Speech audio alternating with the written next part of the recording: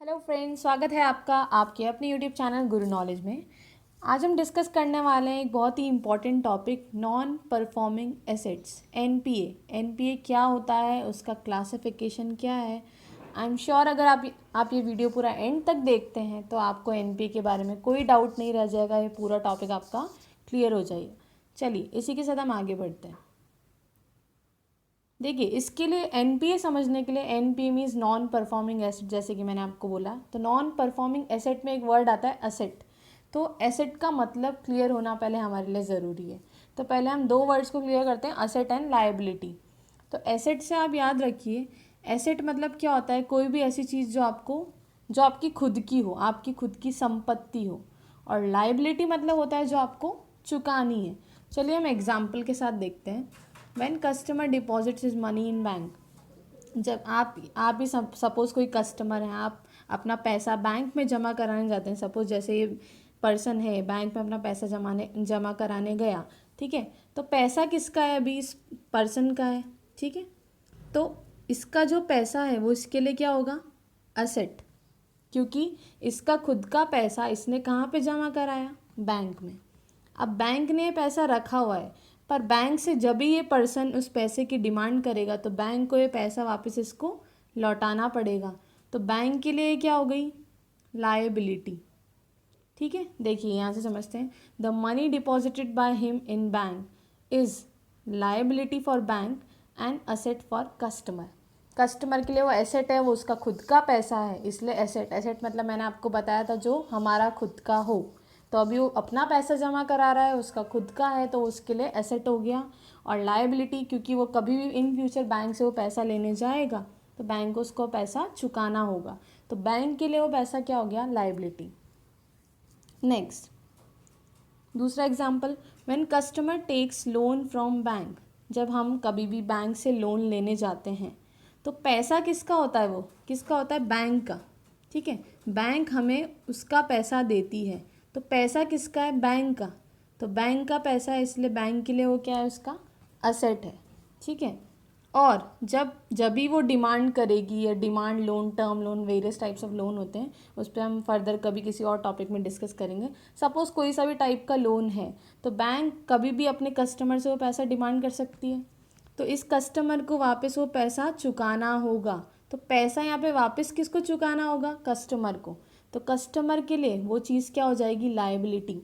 तो जब भी कोई कस्टमर बैंक से लोन लेता है, ठीक है, तो बैंक उसे पैसा देती है, इसलिए वो जो पैसा हुआ वो बैंक के लिए क्या हो गया, असेट। और कस्टमर के लिए क्या हो गया, लायबिलिटी। ये चीज़ क्लियर है। चलिए अब हम बात करते हैं नॉन परफॉर्मिंग एसेट्स। इसकी डेफिनेशन देख लेते हैं। Term loans on which interest और installment of principal remains overdue for a period of more than 90 days, याद रखिएगा, more than 90 days is called a non performing asset. Suppose हम second example ही देखते हैं। जैसे कोई भी बैंक से लोन लेने गया, सपोज़ मैं बैंक से लोन लेने गई, ठीक है। बैंक ने मुझे लोन दिया, तो सपोज़ मेरी आज ईएमआई की डेट थी, जैसे कि 21/4/2020। उसका कोई ना कोई इंस्टॉलमेंट मुझे पे करना पड़ेगा हर मंथ। तो जो मेरे को इंस्टॉलमेंट पे करना पड़ेगा, उसकी आज डेट आई फर्स्ट इंस्टॉलमेंट की 21/4/2020, 21 अप्रैल। मैंने इंस्टॉलमेंट पे नहीं करी। फ्यूचर में और इंस्टॉलमेंट आई, मैंने फिर नहीं पे करी। ऐसे फिर आई, फिर नहीं पे करी। ऐसे करते करते मुझे कितने डेज़ हो गए, 90 डेज़ हो गए, मैंने कोई भी इंस्टॉलमेंट पे नहीं करी। तो जैसे ही 91st डे आएगा, तो मेरा जो वो लोन था जो मुझे बैंक ने दिया था, वो क्या बन जाएगा, नॉन परफॉर्मिंग एसेट। क्या बन जाएगा, नॉन परफॉर्मिंग एसेट, ठीक है। नॉन परफॉर्मिंग एसेट कैसे बन जाएगा, देखिए अभी डेफिनेशन से समझ में आ गया कि कोई भी लोन जिसका इंटरेस्ट या फिर इंस्टॉलमेंट मोर देन 90 डेज तक पे नहीं हुआ हो, तो वो क्या बन जाता है, नॉन परफॉर्मिंग एसेट, ठीक है। देखिए अब डिस्कस करते हैं हम लोन्स गिवन बाय बैंक्स। तो बैंक जब भी कोई कस्टमर को लोन देता है, तो या तो वो उस बैंक के लिए वो लोन स्टैंडर्ड एसेट होता है या फिर नॉन परफॉर्मिंग एसेट होता है, जैसे कि मैंने आपको बताया। स्टैंडर्ड एसेट कब होएगा, इसकी भी दो कैटेगरीज होती है स्टैंडर्ड एसेट की, रेगुलर एंड स्ट्रेस्ड। कभी भी कोई लोन दिया बैंक ने तो उसमें कोई डिले नहीं आ रहा, रेगुलरली टाइम पे ईएमआई पे हो रही है, कोई डिले नहीं हो रहा, तो वो होगा रेगुलर, ठीक है। और अगर डिले हुई भी है ईएमआई में, पर वो डिले कितनी थी 1 से 90 डेज़ के बीच में, कितनी 1 से 90 डेज़ के बीच की डिले थी, तो उसको बोलेंगे स्ट्रेस्ड। मतलब लोन जो बैंक थी वो थोड़ा स्ट्रेस में आ जाएगी भाई कि हमारा ईएमआई तो आ ही नहीं रहा, तो उनको थोड़ी टेंशन हो जाएगी कि कहीं उनका लोन क्या नहीं हो जाए, एनपीए, वो 90 डेज से ज़्यादा क्रॉस नहीं कर जाए। ठीक है, तो ये दो टाइप का होता है, रेगुलर एंड स्ट्रेस्ड। अब बात करते हैं नॉन परफॉर्मिंग एसेट। अगर लोन एनपीए हो गया, अभी आपको लास्ट उसमें समझाया था एग्जाम्पल में मैंने कि लोन कब एनपीए बन जाता है, जब उसको उसमें कितना डिले हो जाता है, ग्रेटर देन 90 डेज़, 90 डेज़ से एक भी दिन ज़्यादा हो गया तो वो लोन किस कैटेगरी में आ जाता है, एनपीए। वो जो एसेट था बैंक का, जो बैंक ने हमको दिया था, वो एसेट बैंक के लिए अब क्या बन गया, नॉन परफॉर्मिंग। ठीक है, वो परफॉर्म नहीं कर रहा, वो उसके लिए क्या बन गया, नॉन परफॉर्मिंग। इसके भी 3 क्लासिफिकेशन होते हैं, सब स्टैंडर्ड, डाउटफुल एंड लॉस। देखिए सब स्टैंडर्ड में क्या होता है, कोई भी लोन जो एनपीए हो गया है, अगर वो 12 मंथ तक एनपीए कैटेगरी में ही रहता है, एनपीए ही रहता है, तो उसको बोलते हैं अपन सब स्टैंडर्ड एसेट। अगर उसको एनपीए हुए, मतलब एनपीए रहे हुए उसको कितने टाइम हो गया, 12 मंथ से ज़्यादा, ग्रेटर देन 12 मंथ्स हो गए, तो उसको बोलेंगे डाउटफुल एसेट। और अब ऐसा बैंक भी हार गया कि भाई उससे तो जो कस्टमर है उससे कुछ वसूल ही नहीं कर पा रहे, बहुत ऐसा हो गया कि अब वो कुछ ईएमआई पे ही नहीं कर पा रहा, उस कंडीशन में है ही नहीं कस्टमर कि वो ईएमआई पे कर पाए, तो बैंक के लिए क्या हो जाएगा, नॉन रिकवरेबल, तो वो हो जाएगा उसका लॉस एसेट। तो सब स्टैंडर्ड, डाउटफुल एंड लॉस। चलिए इसके बारे में पढ़ लेते हैं। फर्स्ट, सब standard asset.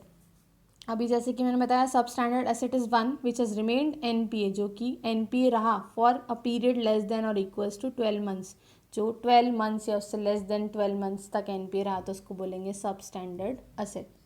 Next, doubtful asset. Doubtful asset क्या होता है, an asset is classified to be doubtful if it has remained NPA for a period exceeding 12 months. अगर उसको एनपीए रहे हुए 12 मंथ से ज़्यादा हो गए तो वो किस किस कैटेगरी में आ जाएगा, डाउटफुल एसेट।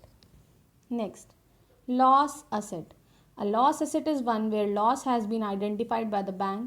या तो बैंक ने लॉस आइडेंटिफाई कर लिया, या फिर बैंक की कोई इंटरनल या एक्सटर्नल ऑडिटर ने देख लिया कि भाई ये बैंक ये जो लोन है नहीं चुका पा रहा कस्टमर, या फिर आरबीआई का कोई इंस्पेक्शन आया, उसने देखा कि नहीं अब ये तो फाइनल हो गया कि अब ये एसेट हमारा रिकवर नहीं होगा। तो ऐसा जो एसेट होता है वो एक तरह से uncollectible which can not be recovered, ऐसे एसेट को बोलेंगे लॉस एसेट। चलिए तो हम समराइज़ कर लेते हैं। सब स्टैंडर्ड जो कि एनपीए रहा फॉर लेस देन और इक्वल्स टू 12 मंथ्स, डाउटफुल जो कि एनपीए रहा फॉर ग्रेटर देन 12 मंथ्स, और लॉस एसेट जो कि एनपीए रहा 12 मंथ से ज़्यादा तक रहा और जो कलेक्ट नहीं हो पा रहा। ठीक है, नाउ जैसे हम नॉर्मल लोन्स में बात करते हैं like personal loan, term loan, ऐसे एग्रीकल्चर लोन्स के लिए कुछ अलग सिनेरियो होता है। एग्रीकल्चर लोन्स में कैसे देखते हैं हम एनपीए, तो एनपीए का जो होता है इस केस में, उसमें क्या होता है, अगर हम शॉर्ट ड्यूरेशन क्रॉप की बात करें एग्रीकल्चर में, तो अगर उसका उस लोन का इंटरेस्ट 2 क्रॉप सीजन्स तक पे नहीं हुआ तो उसको क्या काउंट कर लिया जाएगा, एनपीए। शॉर्ट ड्यूरेशन क्रॉप्स के लिए कितने क्रॉप सीजन्स चाहिए, 2 क्रॉप सीजन। अगर 2 क्रॉप सीजन तक ईएमआई चुकाया नहीं तो क्या हो जाएगा, वो एनपीए। ऐसे ही लॉन्ग ड्यूरेशन क्रॉप्स के लिए अगर 1 क्रॉप सीजन तक लोन नहीं चुकाया, ईएमआई डेट जो है वो ड्यू हो गई है, तो उसको क्या बोलेंगे हम, एनपीए। तो 2 होते हैं, एक तो होता है शॉर्ट ड्यूरेशन क्रॉप के लिए, एक होता है लॉन्ग ड्यूरेशन। तो शॉर्ट ड्यूरेशन में याद रखिए कितने क्रॉप सीजन्स काउंट होते हैं, 2 crop seasons, and long duration में कितने क्रॉप सीजन्स काउंट होते हैं, 1 क्रॉप सीजन। चलिए इस वीडियो के लिए बस इतना ही। For more updates please like and subscribe my YouTube channel Guru knowledge. धन्यवाद।